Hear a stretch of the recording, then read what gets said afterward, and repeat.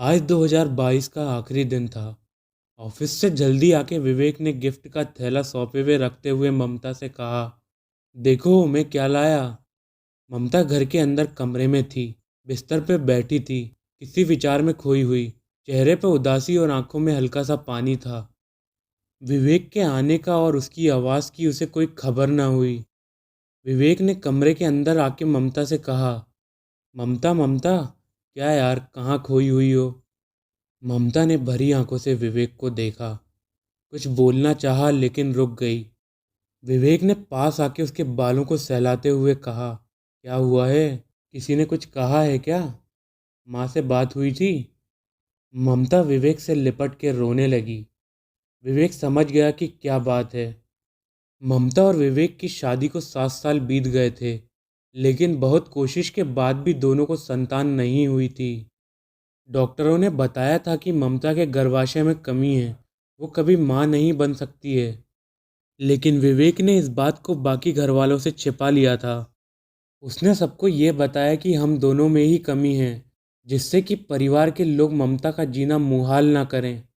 दोनों ने बहुत इलाज कराया, लेकिन कोई फ़ायदा नहीं हुआ। विवेक को लगता था कि ममता कहीं डिप्रेशन में ना चली जाए, इसलिए आए दिन उसके लिए गिफ्ट लेकर आता था, जिससे कि ममता को यह ना लगे कि विवेक का प्यार उसके लिए कम हो रहा है। लेकिन ममता डिप्रेशन का शिकार हो चुकी थी। उसे कुछ भी अच्छा नहीं लगता था। विवेक ने कुछ सोचा और बाहर जाके किसी से फ़ोन पे बात की। फिर आके ममता के आंसू पोंछे और बोला, चलो एक जगह चलते हैं। ममता ने कहा, नहीं विवेक, मुझे कहीं नहीं जाना है। लेकिन विवेक जिद करके उसे गाड़ी में बिठा के ले गया। जब गाड़ी रुकी तो ममता ने देखा कि सामने एक अनाथालय है। ममता ने प्रश्न भरी नज़र से विवेक को देखा। विवेक ने कुछ नहीं कहा। जब दोनों अंदर अनाथालय इंचार्ज के ऑफिस में गए तो देखा कि एक छोटी सी 3 साल की बच्ची कुर्सी पर बैठी हुई है। एक हाथ में एक चॉकलेट और दूसरे हाथ में एक छोटा सा खिलौना है। जैसे ही उसने ममता और विवेक को देखा तो उसकी आंखों में चमक आ गई। बच्ची भागकर विवेक से लिपट गई और सिर ऊपर करके ममता को देखने लगी, और धीरे से उस मासूम ने ममता की उंगली पकड़ ली। ममता को कुछ समझ नहीं आया। विवेक ने इशारा किया कि वो सब समझा देगा। इंचार्ज ने बच्ची से कहा, पीहू, आप जाकर आपके सारे खिलौने ले आओ। आपको मम्मी पापा के साथ जाना है ना। इंचार्ज ने एक महिला असिस्टेंट को बुलाया और पीयूष के साथ अपना सामान लेने चली गई। उसके जाने के बाद इंचार्ज ने ममता से कहा, विवेक जी पिछले 4 महीने से रोज यहाँ आकर इन बच्चों को खाना और खिलौना देकर जाते हैं। पीहू हमें हमारे अनाथालय के गेट पे तब मिली थी जब यह केवल 6 महीने की थी। पता नहीं कौन पापी इस मासूम को ऐसे छोड़ के भाग गया था। जब विवेक जी ने आज मुझसे यह कहा कि आप दोनों पीहू को गोद लेना चाहते हैं तो हमारी खुशी का ठिकाना नहीं रहा। ममता को कुछ भी समझ नहीं आ रहा था। इंचार्ज ने आगे कहा, पीहू बहुत समझदार है। जब हमने उससे कहा कि तुम्हारे मम्मी पापा तुम्हें लेने आ रहे हैं तो तभी से अपना सामान पैक करके बैठी है।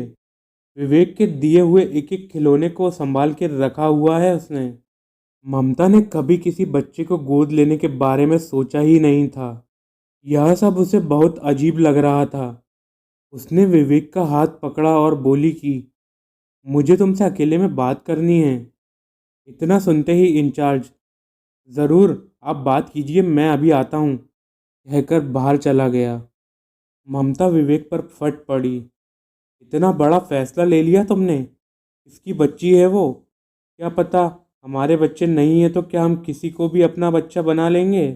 विवेक निरुत्तर था। उसे ममता से इसकी उम्मीद नहीं थी।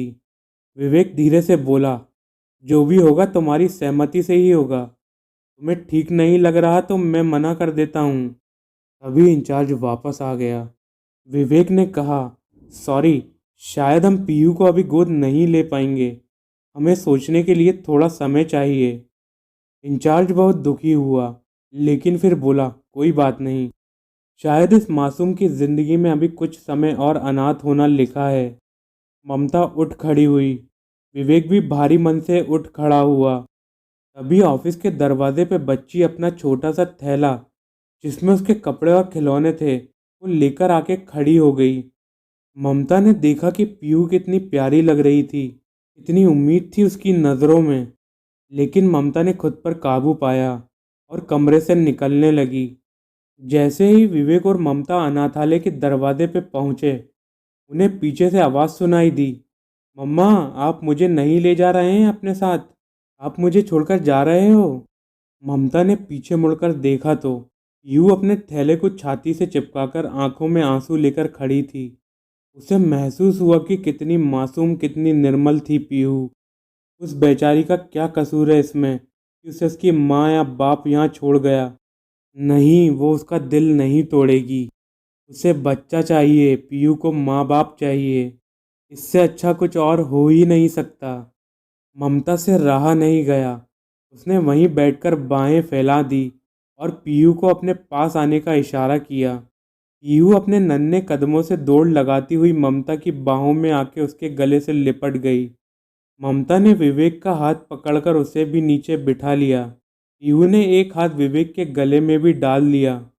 कागजी कार्रवाई करने के बाद तीनों घर आ गए। ममता ने पीहू को पूरा घर दिखाया। पीहू पहले थोड़ा सकुचाई, फिर पूरे घर में किलकारी मारते हुए दौड़ने लगी। अगली सुबह नया साल था। ममता का डिप्रेशन तो जैसे काफूर हो गया था। उसे ऐसा लग रहा था जैसे पीहू में उसकी जान बसती है।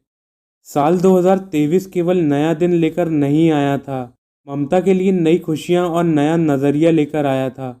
तो दोस्तों, वीडियो आपको कैसी लगी कमेंट करके ज़रूर बताएं, और ऐसी ही अन्य अच्छी कहानियां सुनने के लिए वीडियो को लाइक और चैनल को सब्सक्राइब करें।